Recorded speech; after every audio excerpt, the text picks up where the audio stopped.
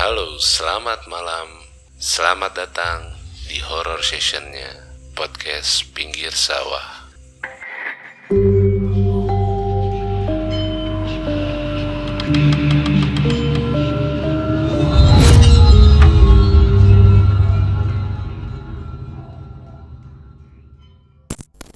Nah terus gue penasaran detail secara lengkap cerita lo yang terakhir lo ceritain. Gue kayaknya itu yang paling the best sih menurut gue. Yang si sekompi itu. Oh ini. Ini lo sendiri itu kan yang beda. ngalamin kan? Iya.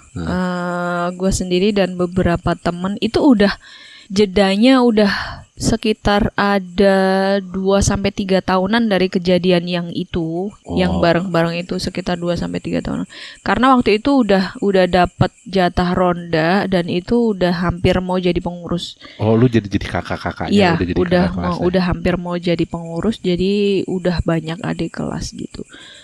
Ceritanya kan waktu itu angkatan itu satu angkatan ya. Kalau misalkan ini tiap malam tuh ada yang bagian jaga kayak ronda. Jadi itu isinya kan cewek semua. Jadi kalau yang ngeronda ya semuanya ya cewek. Iya. Terus dibagi-bagi. Ntar misalkan nih semalam itu jaga itu ngeronda dari jam 11 sampai sekitar jam 3-an lah sebelum subuh gitu. Terus nanti pertama itu ngeblok dulu. Misalkan satu angkatan itu ada berapa orang? 8 orang misalkan. Satu angkatan itu semalam ada 8 orang. 8 orang itu nanti keliling dulu. Keliling dulu ke semua asrama. Kalau misalkan ke asrama sih cuman di bawah aja ya. Jadi kayak cuman di ininya aja. Kayak di lobi asrama sama di bawahnya, di lantai paling bawah aja. Tapi kalau misalkan di gedung sekolahan kita kadang sampai naik-naik ke lantai 4 kayak gitu. Itu untuk karena kan nggak ada orang di situ kan? Nggak ada, cuman kita kayak ngecekin aja, semua kita cek. Oke. Jadi bawa senter yang gede-gede gitu, terus ngecekin setiap meskipun nggak setiap kelas ya, cuman itu kebijakan dari masing-masing kelompok ronda sih. Kalau misalkan pada penakut semua ya nggak usah lah kayak gitu. Cuman kalau misalkan ada yang pelopor yang jalan paling depan, oke lah, itu berarti yang belakang juga pasti ngikutin masuk ke kelas-kelas gitu. Cuman kayak ngecekin pintu-pintu, terus disenterin seisi kelasnya kayak gitu, terus ke kamar mandi. Itu kalau yang orang bilang sih itu yang paling kurang kerjaan banget. Karena 4 lantai dan berapa puluh kelas gitu loh. Cuman yang kayak gabut banget aja yang kayak gitu. Cuman buat ngabisin waktu, soalnya berjam-jam ronda itu. Dan setelah itu pokoknya semua area dicek, termasuk jemuran-jemuran itu juga semua disenterin, dicek-cek. Terus area blok-blok kamar mandi itu kan ada beberapa juga.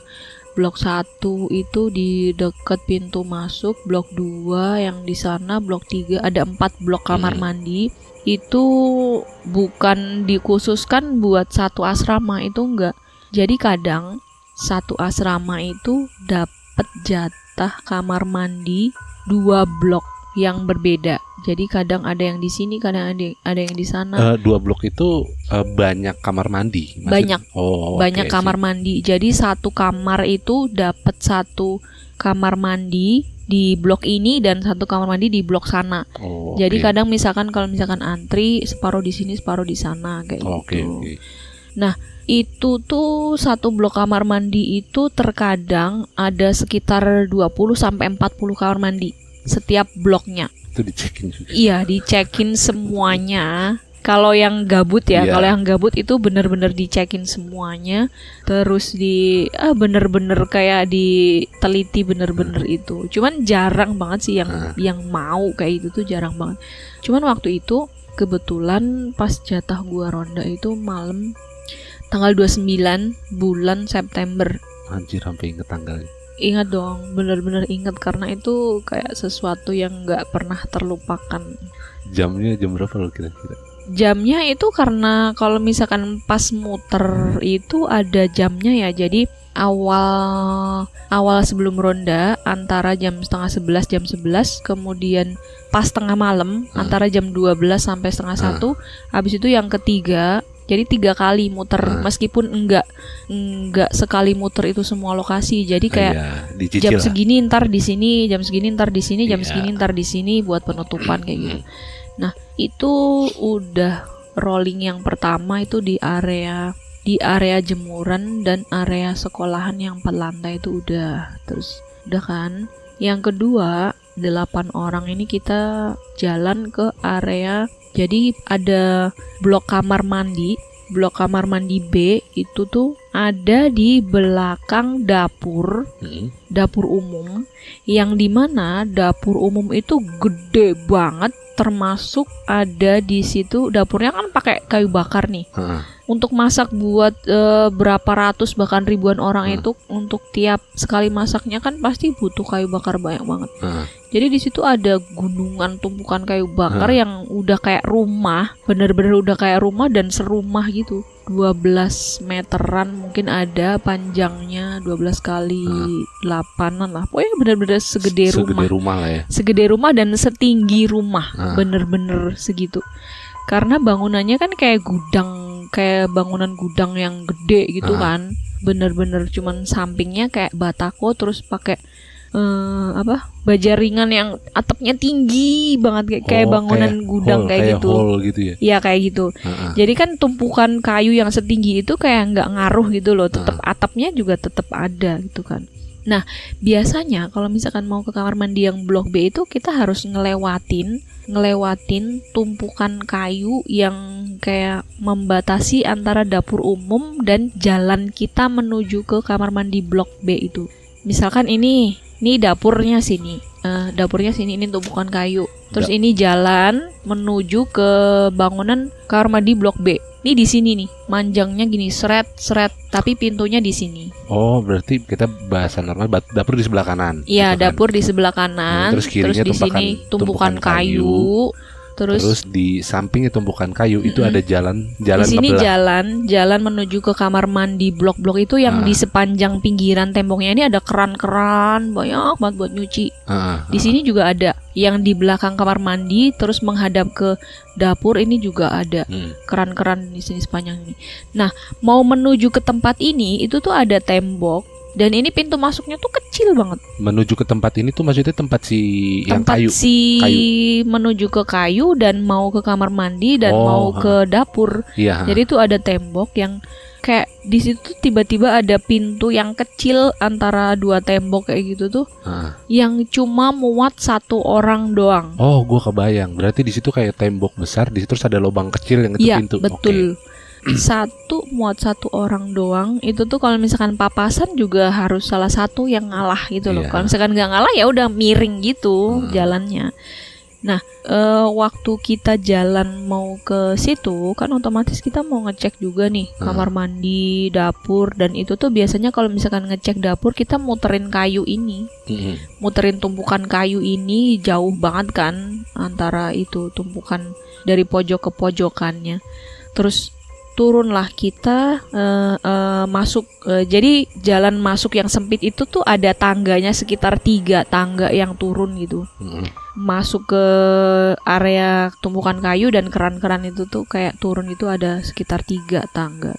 Udah sempit ada tangganya lagi. Jadi kan nggak enak banget itu kan. Nah, ini berdelapan ya? 8 orang semuanya. Itu udah ini kan kayak udah.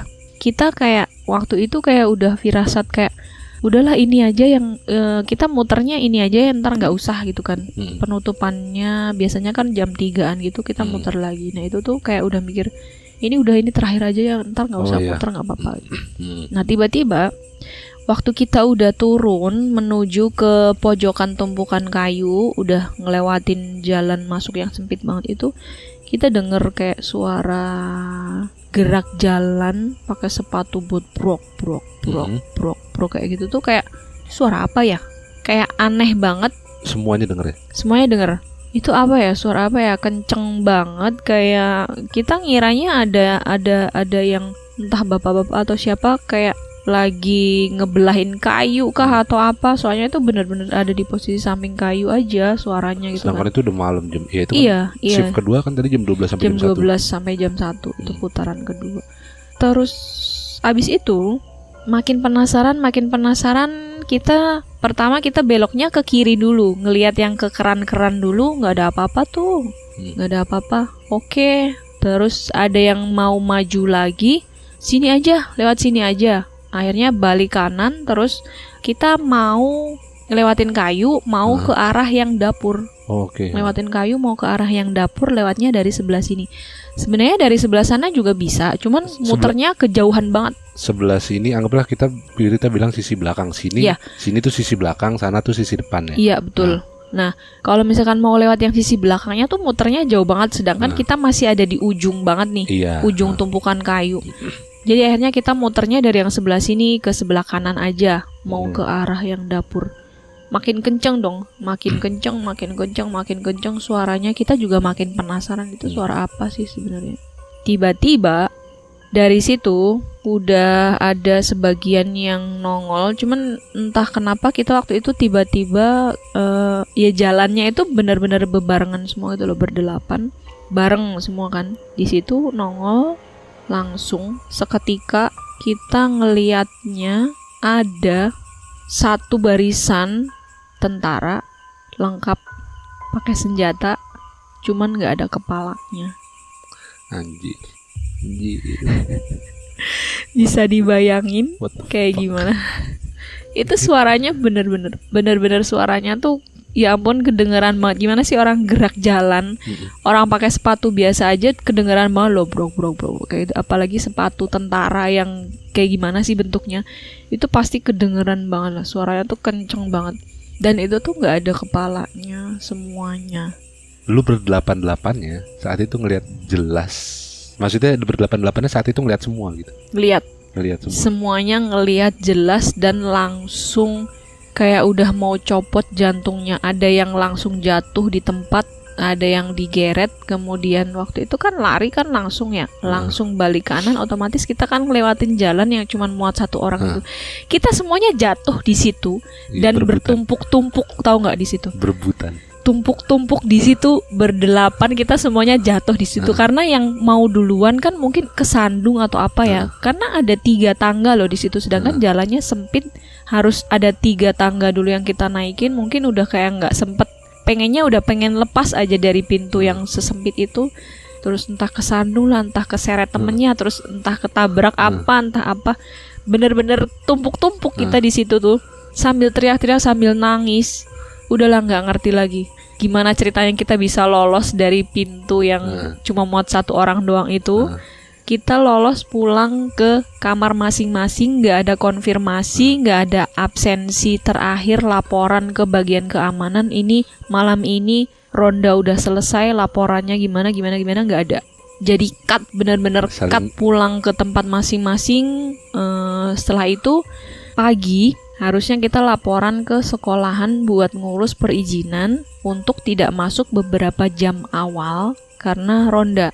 Jadi biasanya kalau misalkan yang lepas ronda itu 2 atau 3 jam awal pelajaran itu kita nggak masuk dulu, karena emang ada surat izinnya abis ronda gitu kan. Bisa buat tidur, bisa buat nyuci, bisa buat setrika, itu bebas. Karena itu emang jatahnya 3 jam itu buat free bagi yang lepas ronda. Nah itu tuh benar-benar kita nggak ngurusin itu, nggak ngurusin apapun, semuanya diem. Ada yang benar-benar dia shock, demam sampai 3 hari. Ada yang trauma, ada yang langsung pulang kampung, ada yang segala macam.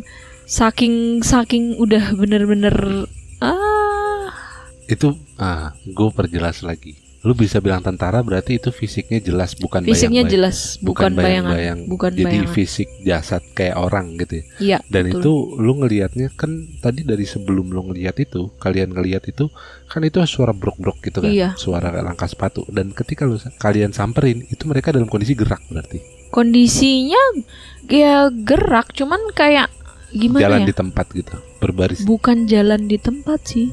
Jalan, bener-bener jalan, cuman ya arahnya ke kita, cuman ya nggak tahu ya itu apa bener-bener jalan atau kita cuman liatnya itu jalan beneran, gerak jalan terus menuju ke tempat lain apa gimana gitu, nggak tahu. Karena setelah kita ngelihat dan balik arah terus itu tuh udah nggak ngerti apa-apa, udah nggak ngerti. Nggak. Apalagi nengok ke belakang lagi udah Nggak. nggak sempet, udah nggak kepikiran buat itu. Pokoknya pengennya cepet-cepet pergi dari situ Nah, aja. berarti emang nggak kelihatan mereka bergerak ya? Nggak kebayang. Ada gerak maju, cuman Rapi. iya rapi banget, bener-bener rapi dan itu komplit, bawa senjata dan kayak ransel kayak gitu tuh ada. Lu bisa bilang tentara, dia pakai baju tentara kita, negara. Tentara kita, Berarti loreng. I see, loreng hijau. Berarti emang ya TNI lah ya, Iya, bukan TNI, tentara Belanda TNI. atau apa? Bukan. Bener-bener TNI dan itu komplit kayak aksesorisnya, kayak mungkin yang nggak ada cuman helmnya aja ya karena emang kepalanya nggak ada. Nggak ada. Itu lu ngelihat, sorry nih ya kalau misalkan gue agak nanya lebih jauh. Lu bilang nggak ada kepalanya, itu emang dia ada darahnya kak? Atau cuma lepas, gimana sih? Gue kalau ngelihat kayak, sorry kalau kepala buntung kan dia ada garis darah atau tulang Bekas lehernya, potongan apa bekas gimana. potongan. Itu lu nggak sampai situ? Nggak sampai situ, cuman kayak masih ada sedikit ingatan. Tetap ada yang kelihatan kayak itu bekas luka kayak dipenggal apa gimana gitu loh. Oh. Berdarah sampai ke bajunya, itu yang kayak bagian depan dong yang bisa dilihat karena belakangnya kan udah nggak ini kan. Karena ya saking sekilasnya cuman sedetik, entah ada entah enggak ya. Karena ngelihat itu sebenarnya sempet nge-freeze mungkin sepersekian detik sampai akhirnya bener-bener sadar bahwa itu tuh nggak normal gitu loh, nggak rasional dan ini tuh sesuatu yang emang nggak sepantasnya dilihat gitu loh. Sadar itu tuh ya itu cepet banget kejadiannya. Kalau ngelihat detailnya sih nggak bisa detail banget ya, mungkin yang sebagian aja yang diingat waktu itu aja. Oh oke, I see. Dan itu bisa diperkirakan nggak ada berapa orang? Nggak bisa memperkirakan. Karena banyak. Dia Banyak. satu baris ke belakang atau ada beberapa baris depan terus belakangnya? Beberapa di depan sampai ke belakang. Banyak gitu ya? Banyak. Nggak cuman sebaris satu ke belakang itu nggak, itu kayak ke samping itu sekitar ada 4 atau 5-an gitulah terus ke belakang. Ke belakangnya gitu. Banyak dan semuanya rata bentuknya begitu semua. Yes, kayak gitu semuanya. Setelah kejadian itu, ada juga cerita yang beredar bahwa sebelumnya pernah ada yang mengalami kejadian yang sama. Oh, berarti bukan lu doang. Yes. Terus ada juga bahkan di asrama sebelah yang asrama laki-laki, notabene yang itu kompleknya beda, juga pernah mengalami hal yang sama. Sebenarnya setelah kejadian itu terus kita langsung memaklumi, mewajarkan ya cocokologi aja sih. Kenapa sih bisa kejadian seperti itu di tempat ini dan padahal ini tuh pesantren apa-apa gitu kan. Karena dari awal juga kita udah tahu bahwa di situ tuh area dulu ya pembantaian, jadi bentrok antara PKI dan TNI waktu itu zaman nggak tahu beberapa puluh tahun yang lalu. Terus di situ emang ada beberapa asrama yang itu tuh lantai bawahnya tuh ambles karena ternyata di bawahnya tuh kuburan massal. Oh, oke, I see. Kuburan massal yang kayak ya ambles aja gitu. Jadi tiap kali mau bangun apa pasti nemu gitu. Entah kalau misalkan nggak nemu, ntar tiba-tiba bangunannya ambles gitu aja. Pas digali ternyata banyak nemu kayak gitu. Berarti, sorry nih, gue nanya soal yang tadi lagi. Baju tentaranya tuh baju tentara sekarang atau tentara lama? Tentara zaman dulu sih, cuman ya kusem-kusem gimana gitu ya. Entah karena efek cahaya, entah karena apa ya. Nggak terlalu detail juga ya? Nggak terlalu detail. Cuman itu bener-bener baju tentara aja. Agak ada coklat-coklatnya, entah itu efek lampu yang nggak terlalu terang atau gimana, kurang paham. Cuman antara hijau dan coklat itu ya kayak gitulah. Itu doang sih yang paling sampai bener-bener yang bisa jatuh terus bertumpuk-tumpuk di situ. Kita nggak tahu setelah itu tuh ada teman-teman yang sampai demam. Cuman kayaknya gue doang deh yang nggak demam. Iya. Iya, sebenarnya juga mungkin yang dirasakan sama ya, sampai segitunya gitu loh. Padahal kalau misalkan dilihat dari ini nggak mungkin dong, nggak mungkin bisa dipakai tolak ukur bahwasanya pengalaman selama ini udah ekstrim. Terus ketika lihat yang kayak gitu, yang namanya panik takut itu kan Iya benar. kapan aja bisa muncul. Bahkan orang yang berani aja kalau misalkan kaget juga dia Iya benar. kaget, Gua panik, takut itu setuju jadi nih. satu. Setuju sih gue. Karena di saat itu lu ya kaget juga, terus panik juga, dan Iya, betul. kejadian yang gue bilang bukan lu sendirian yang ngeliat dan itu berdelapan-delapannya kabur. Berarti setelah itu lu ada konfirmasi ke 8 orang itu nggak? Setelah itu kita nggak pernah ada cerita apapun, bahkan sampai apa ya, kita nggak pernah ngebahas soal itu sampai sekitar setahunan lebih apa ya, sekitar setahunan lebih kita baru berani ngebahas. Itu pun karena ada yang ngemulai nanya soal itu. Terus kebetulan waktu dia orang ini nanya, yang nimbrung di situ juga orang-orang yang ngalamin kejadian itu gitu loh. Jadi akhirnya mau nggak mau, ya udahlah kita bercerita ulang gimana perasaannya. Bahkan waktu itu juga kita masih ingat gimana takutnya, paniknya, sampai ada yang udah kayak udah mau keluar air matanya gitu. Masih ingat juga mungkin rasanya gimana waktu itu.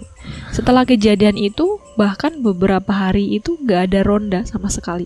Nggak ada ronda. Nggak ada ronda sama sekali. Entah itu kebijakan dari mana nggak tahu. Aku juga nggak nanya ke atasan, ke bagian keamanan itu juga nggak menanyakan. Dan itu bukan bagian lu ronda ya? Bagian Bukan. Dan Beda. nggak ada yang cerita. Nggak ada. Ronda itu kita kebagiannya itu bisa lebih dari sebulan sekali baru kita dapat lagi gitu loh. Jadi kayak satu angkatan itu kan banyak banget ya, ratusan orang yang dibagi per malamnya 8 orang, pasti kan dapatnya itu entah sebulan lagi, kapan lagi, itu acak gitu loh. Oke. Wow. Gua Iya, dapat dulu cerita yang gila gitu. Karena episode pesantren ini gue bilang epic banget sih, gue bilang. Pertama yang buat epic adalah lebih dari 1 orang, bahkan ber-8 orang, dan lu ngelihat bukan cuma satu sosok yang aneh, tapi sekompi gitu. Itu sebenarnya kejadiannya udah puluhan tahun yang lalu ya, karena ya mengingat sekarang udah 30 plus. Sedangkan kejadian itu waktu masih remaja dulu, masih sekolah, bener-bener masih sekolah, tapi kayak masih anget banget ingatannya itu. Iya benar. Karena di antara cerita lu ini yang paling membekas sih menurut gua. Wow. Ya karena siapa yang siap dipertontonkan hal semacam itu gitu. Ya oke, kita lihat si permen sugus itu ya udah paling cuma sekilas, cuma satu gitu kan. Gue nggak bilang cuma sih, maksudnya ya sendirian gitu. Dan ini lu ngerasain. Ya tapi itu gede, Bu. Lumayan buat kita yang sekamar, itu malah lebih banyak lagi kita yang lihat. Sekamar, seisi kamar kan kita waktu itu kabur. Cuman 2 atau 3 orang aja yang nggak ngelihat. Oh itu gedenya sebenarnya. Gede, iya gede kalau kita ngelihat dari lantai 2 masjid, terus itu di atas pohon yang jaraknya agak beberapa puluh meter, kelihatan gede, itu kan pasti ya gede banget dong. Gokil. Saya pikir pesantren itu, ya benar tadi ada statement yang saya pikir pesantren itu steril dengan hal-hal semacam itu. Ya, ternyata lebih banyak, lebih ekstrim. Sebenarnya lebih ada banyak lagi cerita yang mungkin ya banyak ya, karena bertahun-tahun dan itu kadang ya bertahun-tahun itu berapa puluh ribu hari sih. Sedangkan kejadian itu bisa tiap malam, bisa tiap hari ada.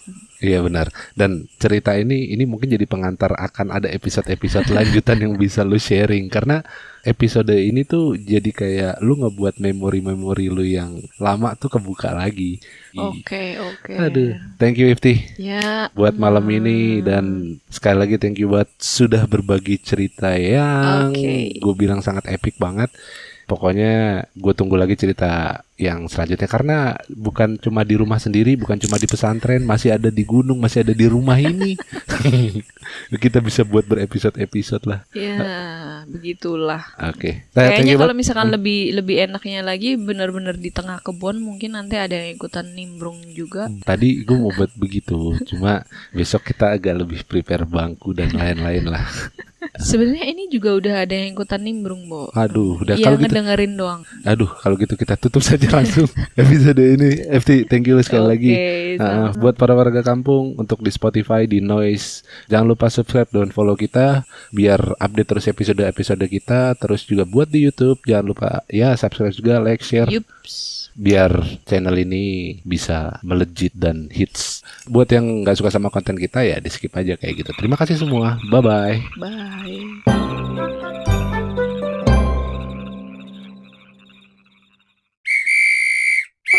Yuhu, para warga kampung, jangan lupa subscribe sama nyalain kentongannya biar gak ketinggalan episode-episode kita. Udah, gitu aja. Udah nih, gini doang gue nongolnya. Udah aneh emang.